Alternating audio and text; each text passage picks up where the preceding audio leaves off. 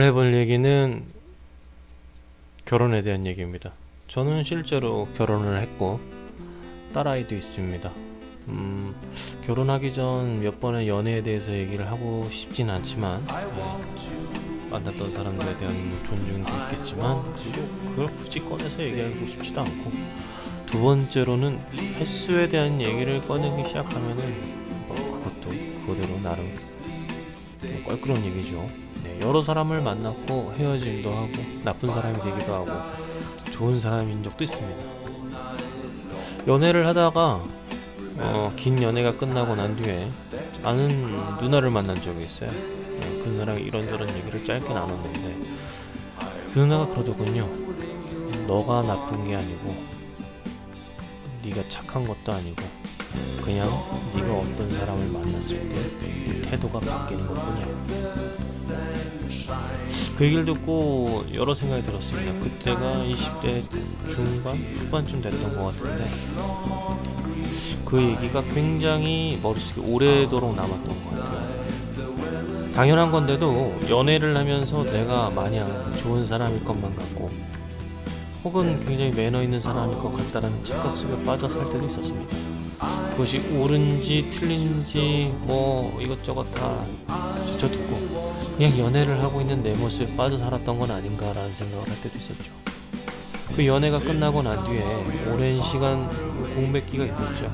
그리고 그 공백기 동안 여러 가지 공부를 좀 했습니다. 정신적인 거라던가 뭐 철학적인 것들도 모르지만 이것저것 들여다봤죠. 아주 습자지만큼만 들여다봤죠. 그렇게 나에 대해서 조금씩 알아가야 된다는 것에 대해서 굉장히 관심이 커질 때가 있었습니다. 그런 순간에 누구를 만났고 지금 제 아내가 됐죠. 이 얘기를 굳이 꺼낼 필요는 없으니까 패스하고, 자, 결혼은 우리가 왜 하는 걸까요? 같이 있고 싶으니까 하는 겁니다. 이게 단순한 것 같아요. 제가 정답은 아니지만 제가 느꼈던 결혼이라는 건 그거 같아요. 같이 있고 싶고 이 사람과 평생을 같이 보내고 싶고 이 사람의 늙은 모습까지 사랑할 자신이 있으니까 결혼을 한 겁니다. 결혼을 하고 나니 서로가 안 맞는 부분도 있고 다투는 부분도 있고 당연히 있겠죠. 우리는 서로 30 몇 년 동안을 다른 존재로서 살아왔고 다른 생활 방식으로 살아왔으니까요. 그것이 어떤 면에서는 당연한 건데도 불구하고 우리는 서로를 굉장히 불편한 존재로 여기게끔도 합니다. 좋아요. 그렇게 해서 서로가 틀리다는 걸 인정하게 되는 순간들이 옵니다. 그런데 여기서 제일 중요한 건 뭐냐면 왜 결혼을 했는가를 계속해서 스스로에게 상기시켜야 된다는 겁니다. 이 사람을 사랑했고 이 사람은 내 연인이었고 그 누구보다도 바꿀 수 없는 소중한 존재였기 때문에 결혼이라는 제도를 택한 겁니다. 그래서 같이 밤낮으로 같이 있고 일 끝나고 밥 해주고 밥 먹고 청소하고 빨래하고 알몸을 보고 서로 사랑을 나누고 못 볼 거 다 보며 그런 생활을 하기로 서로가 서로에게 약속한 거죠. 결혼은 현실이란 말은 결국 이 부분입니다. 내가 혼자 있을 수 없다라는 것. 즉 나의 어두운 부분, 더러운 부분, 좀 껄끄러운 부분까지 이 사람에게 모두 까발려져야 된다는 게 한 개인으로서 굉장히 쪽팔리기도 하고 싫기도 한 부분이기도 하죠. 다 큰 성인이 나만의 개인 공간이 존재해야만 된다는 걸 뻔히 아는 우리 개인들은 결혼이라는 것 자체가 굉장히 나를 불편하게 만드는, 남자라면 엄마가 여자라면 아빠가 집에 같이 상주하는 기분이 들 때도 있을 겁니다. 그럼에도 우리는 잘 생각해 봐야 됩니다. 이 사람과 내가 왜 결혼을 했는지. 맞아요. 사랑하니까 결혼한 겁니다. 그쵸? 사랑이란 말을 어떤 말로 대체할 수 있는가 곰곰이 생각해보면 결국엔 그 대신이라는 생각도 들어요. 대체할 수 없고 네가 없으면 나도 없지 뭐 같은 느낌이죠. 찐 사랑이네요. 뭐 이럴 수도 있습니다. 네, 연애가 끝나고 결혼이란 제도에 서로가 서로를 의탁해서 몇 년을 살다 보니 그런 생각이 들더군요. 아이가 안 생겨서 걱정했을 때도 있었고, 아이가 생겨서 위험할 시기도 있었고, 아이를 낳고 나서 엄마 아빠라는 경험을 처음 해보는 우리 생초자 부부는 분명 고민도 많았고 힘들기도 했습니다. 와이프의 피부질환 때문에 계속해서 힘든 나날을 보내게 됐고, 그런데 저는 이 사람의 남편이고 남자친구가 있습니다. 제 딸의 아빠이기도 하고, 그 역할을 수행하기에 앞서 제일 중요한 건 뭐냐면 내가 어떤 존재인지를 기억하고 꺼낼 줄도 알고 집어넣을 줄도 알아야 됩니다. 그게 결혼이라는 제도 하에서 남녀가 가장 먼저 해야 되는 스탠스라고 생각해요. 각자 집에서 굉장히 소중한 딸 자식이었을 겁니다. 저도 제 집에서는 소중한 아들이었겠죠. 결혼을 하고 나면 나는 누군가를 케어해야 되고, 나는 누군가를 사랑해야 되고, 나는 누군가를 받아줘야 되고, 그런 일들이 계속해서 일어납니다. 근데 마음속에 나도 모르게 이런 생각이 들어요. 아, 나도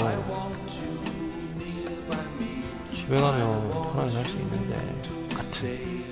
이거 말고도 좀 더 쌈마이하게 표현하고 싶긴 한데 단어가 떠오르진 않네요. 나도 엄마 아빠 있는데, 아, 나도 집에 가면 편하게 쉴 수 있는데 내가 왜 여기서 이러고 있지? 이 녀석이 뭐라고 내가 얘를 이렇게 케어해야 되지? 내가 이 여자를 뭐라고 이렇게 케어해야 되지? 같은 그런 마음 말이죠. 생각해 보셨나요? 둘이 부부라는 걸? 다 큰 성인이 엄마 아빠를 잊고 한 개인으로서 가정을 꾸리는데 경제적 독립을 이루었고, 그래서 나의 가정 안에서 서로가 서로에게 맞는 규칙과 룰을 쌓아가는 중에 갑자기 그런 생각이 드는 겁니다. 내가 왜 이러고 있나 라는 생각이. 그건 한 개인이었던 내가 부부라는 역할을 수행하는 데 있어서 일어나는 약간의 이질감이라는 생각이 좀 들어요. 그 이질감에서 벗어나서 이제는 좀 생각을 달리할 때가 온 거죠. 제가 이 마음을 먹게 된 건 아내와 제가 조금은 껄끄럽고 뭔가 안 맞는다는 생각이 들었을 때입니다. 결혼 한 3년 차 넘었을 거예요. 제가 이런저런 유튜브 세상을 수영하고 잠영하며 돌아다닐 때 우연치 않게 철학자 한 명을 보게 됩니다. 그 사람의 얘기를 듣고 생각을 곰곰이 해봤죠. 나는 지금 뭘 하고 있는가? 나로서 살고 있는가? 남편으로서 살고 있는가? 그리고 아이가 생긴다면 아빠의 역할을 할 수 있는 마음을 먹고 있는가? 그 전부 아니었어요. 나 개인으로 살고 있다는 생각이 매우 강했죠. 일이 끝나면 내 개인 시간을 가져야 되는 등등등 뭐 이런 게 있었겠죠. 와이프도 똑같았고. 어쨌든 그래서 마음 먹었죠. 나 개인으로 있는 시간과 아닌 시간을 철저히 구분하는 마음을 갖자. 그리고 준비하고 와이프의 생활을 바라보기로 했어요. 일이 끝나고, 와이프도 일이 끝나고. 제가 사는 곳은 굉장한 시골이기 때문에 도시에 사는 사람들과 조금은 다릅니다. 패턴이. 집에 와서 밥을 먹고 청소 같이 하고 설거지하고 뭐 이런 것들은 원래 둘이 나눠서 하는 거니까. 그리고 우리는 제가 더 잘합니다. 아무튼 그런 식으로 살다 보니 아이가 생겼습니다. 아이를 키우면서 이사도 갔고 이런저런 부부의 갈등 요소가 해결되는 걸 느낄 때가 있었죠. 그리고 느꼈습니다. 내가 이 사람과 이렇게 함께 사는 건 딱 하나, 사랑하기 때문이다. 그거 말고는 없어요. 네. 와이프도 똑같고요. 네. 와이프는 시간이 가면 갈수록 제가 좋다고 하더군요. 이건 굉장히 좋은 징조다. 내가 잘하고 있구나 라는 생각이 들었죠. 남편으로서도 그런 생각이 들었는데 아빠가 되고 나니 더 그런 생각이 들더군요. 나라는 존재는 지금은 지어야 할 시기다. 혼자 있을 때, 정말 혼자 있을 수밖에 없을 때 잠깐 꺼내서 좀 풀어놓자 라는 마음을 먹었죠. 그리고 딸아이에게 잘하려고 노력하는 것이 아니라 잘해야 됩니다. 자우림의 김연아 씨였나요? 그분이 방송에 출연해서 자기 아이를 보고 그런 얘기를 하더군요. 하늘에서 이쁘게 놀던 천사를 우리가 사랑해서 그 아이를 데려와서 날개를 똑 떼놓고 이 세상을 살아가라고 하는데 이 아이에게 나쁜 말하고 상처 주면 안 되지 않겠냐. 이쁘게 커서 이쁘게 키워서 세상을 강하게 행복하게 이쁘게 살아가는 법을 알려줘야 되지 않겠냐. 뭐 이런 식으로 얘기했던 것 같아요. 좀 틀리긴 한데 전 그 말이 굉장히 공감이 됐습니다. 아무것도 모르는 아이가 우리가 사랑으로 엄마의 뱃속에서 커서 그리고 그 아이를 사랑으로 키우지만 부족한 우리 인간은 이 아이에게 가끔은 실수도 하고 소리도 지르고 때도 씁니다. 아이를 키워본 사람들은 알겠지만 정말 미치고 팔딱 뛸 때가 많아요. 약을 먹여야 될 때도 그렇고요. 병원을 데려가야 될 때도 그렇고요.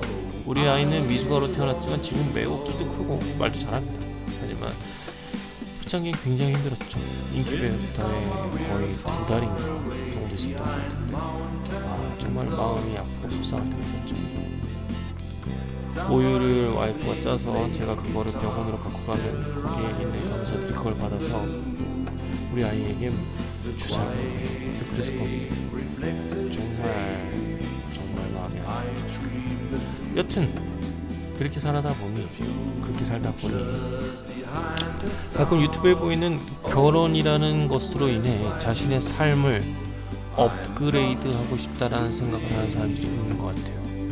그래서 업그레이드가 뭔가 생각을 해보니 경제적으로 조금 더 올라가려는 마음을 갖는 게 맞는 것 같아요. 그 사람들의 생각은. 그건 결혼이 아니잖아요.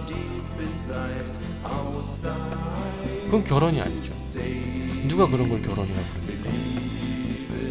결혼은 내가 이 사람을 사랑하게 돼서 이 사람을 좋아하게 돼서 이 사람 없으면 안 될 것 같아서 하는 게 결혼이라고 저는 생각하고 느끼고 살아왔는데 요즘 사람들이 소위 배웠다, 깨어있다, 현실적이다 라고 말하고 떠드는 사람들이 결혼으로 무언가 얻으려고 하는 게 있습니다.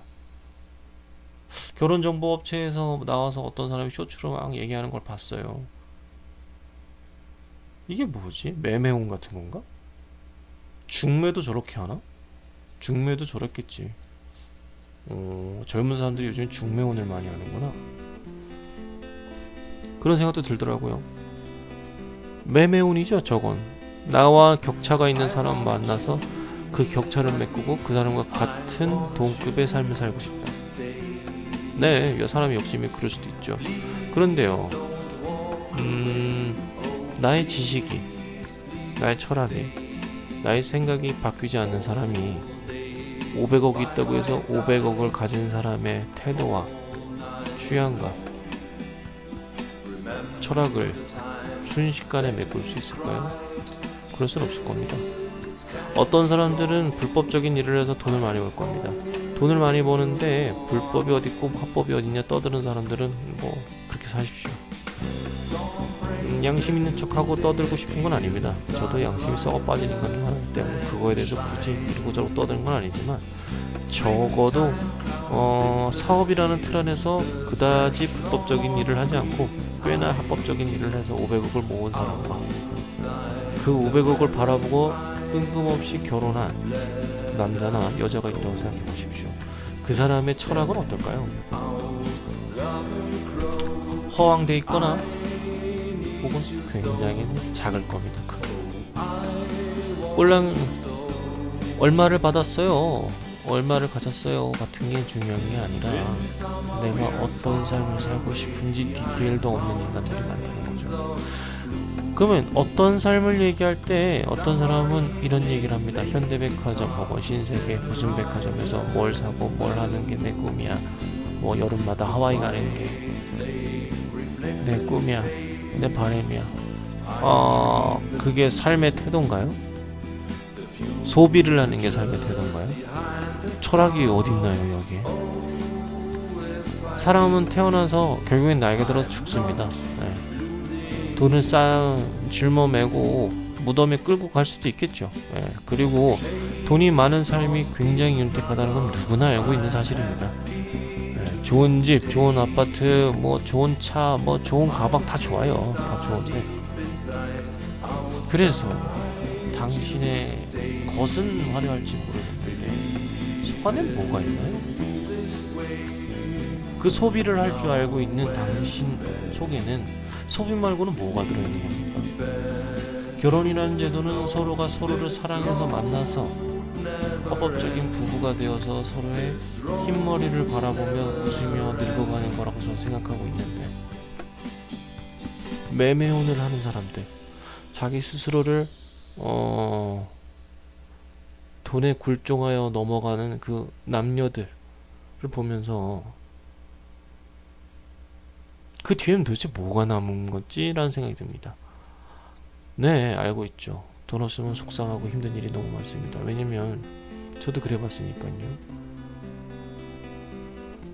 그래서 더 묻고 싶습니다. 속이 텅 비면, 텅 빈 공간에 소리를 치면 메아리가 치고 내 목소리밖에 들리지 않습니다. 그러면 내 목소리 집중을 해서 거기에 무언가를 채워야 되는데 절대 채우지 않아요. 그냥 그렇게 엑셀을 밟고 뒤도 돌아보지 않고 그냥 앞으로 쭉 달립니다. 그리고 나이가 듭니다. 그러면 정서적 나이는 아직도 20대 어딘가에 머물러 있는 남녀가 있겠죠. 그러면 말합니다. 겁대기만 멀쩡하면 속이야 내 알 바냐. 그렇죠. 그런 인간들이 나이를 먹고 꼴값을 떱니다. 모두 다 그렇다는 말을 하고 싶지 않아요. 사람마다 인성이라는 건 다르기 마련이죠. 어찌됐든 저는 여기서 여러 얘기를 했지만 결혼이라는 제도를 통해서 역겨운 행동을 하는 사람들이 분명 저는 있다고 생각합니다. 어떤 사람은 결혼을 했다가 이혼을 전제로 아내 모르게 남편 모르게 이혼 상담을 받는 사람들도 팟캐스트로 들어도 봤고, 그것들이 실제로 존재하고 그렇게 행동하는 사람들이 좀 있구나라는 생각을 하긴 했지만, 과연 그들에게는 돈은 뭘까요? 돈이 많으면 행복할까요? 행복할까요? 이 뭐야? 행복할까요? 네, 잠깐은 행복하겠죠. 그리고는 알게 되겠죠. 이 돈으로 살 수 있는 것도 가질 수 있는 것도 무한대인데, 내가 돈이 꽤 많은데 나는 왜 아직도 외로운가? 진정한 목적이 어디 있는지 모르고 방황하는 사람들은 꽤나 많습니다. 내 목적이 이것이 맞는지 저것이 맞는지 나 스스로도 결정하지 못하는 사람들도 꽤 있죠. 이것에 대해서 제가 답이 있느냐라고 묻는다면 저는 없습니다. 개인적으로도 그렇고 여러 사람들한테 얘기할 때도 이거는 결국엔 공백으로 남을 수밖에 없는 거긴 하죠. 하지만 적어도 저는 그런 생각을 합니다. 인간으로서 살아가면서 죽을 때까지 고민해야 되는 것은 내 행복이 어디 있는가, 남한테 빌어먹고 살아야 되는 건 아니라는 것 정도는 알고 있다는 겁니다. 내 행복이 어디 있는가는 지금 당장 지금 여기에 있다는 겁니다. 내가 발을 디디고 이렇게 마이크를 대고 떠들고 있는 이 순간 저는 매우 행복할 겁니다. 지금도 행복하고요. 앞으로 몇 초 동안도 행복할 겁니다. 이 얘기는 뭐냐면, 어딘가에 저것을 가지면 나는 반드시 행복할 거라는 착각 속에 사는 게 대부분의 인간이라는 생각이 들더군요. 그래서 여기서 벗어나면 행복하냐? 저는 행복할 거라 생각합니다. 여러분은 어떨지 몰라도요. 자, 말을 마무리해야겠군요.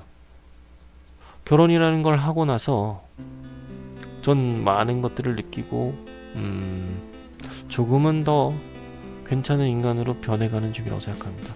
많은 실수들이 있었고 많은 사람들에게 아픔도 준 적도 있고 아픔을 받아본 적도 있습니다. 저는 그 생각을 했습니다. 내가 피해자이기도 하고 가해자이기도 하다.